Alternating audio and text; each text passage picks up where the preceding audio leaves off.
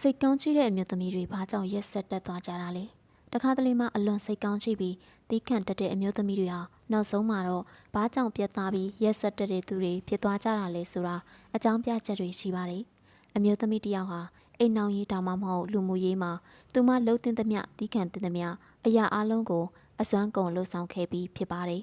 သူမဟာသူမရဲ့စိတ်နှလုံးတစ်ခုလုံးကိုပုံအော်ပြီးအကောင်းဆုံးဆက်ဆံပေးခဲ့ပေမဲ့တစ်ဖက်လူက